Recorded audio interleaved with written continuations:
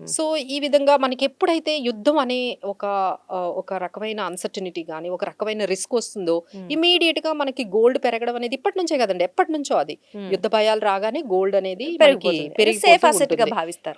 అసెట్‌గా హ్మ్. అందరూ ఇన్వెస్ట్ చేస్తారు. ఇప్పుడు హ్మ్. ఆల్రెడీ అక్కడ యుద్ధం జరుగుతోంది. హ్మ్. యూఎస్, ఇరాన్ మధ్య రీసెంట్‌గా న్యూక్లియర్ డీల్ ఏదైతే ఉందో అది అగ్రీమెంట్ అవ్వలేదు. హ్మ్. సో, అది కంక్లూడ్ అవ్వలేదు. సో, అక్కడ ఆల్రెడీ జరుగుతుంది. దాడులు జరుగుతున్నాయి. ఇప్పుడేమో పాకిస్తాన్, ఆఫ్ఘనిస్తాన్ మధ్య కూడా దాడులు స్టార్ట్ అయ్యాయి. అక్కడ హ్మ్. కూడా వాళ్ళు వార్‌ని అఫీషియల్‌గా ప్రకటించేశారు. సో, హ్మ్. పాకిస్తానీస్ స్ట్రైక్స్ అనేవి ఆఫ్ఘనిస్తాన్ మీద సో, ఇలాంటి టైంలో పెరగకుండా ఎందుకుంటుందండి? డెఫినైట్‌లీ ద గోల్డ్ విల్ హ్మ్. ఇంక్రీజ్. సో మళ్ళీ ఆ!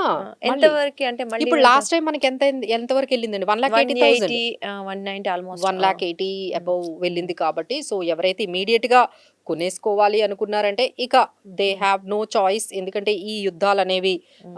ఎప్పుడు మనకి ఎరప్ట్ అవుతాయి, ఇంక ఎంతవరకు టైం తీసుకుంటాయి అనేది. సో, వాళ్ళకి ఆప్షన్ కూడా లేదు. అంటే యుద్ధం అంతా ఆగిపోయిన తర్వాత కొంచెం కరెక్షన్ అనేది రావచ్చు. హ్మ్. బట్ వాళ్ళకి టైం లేదు కదండీ!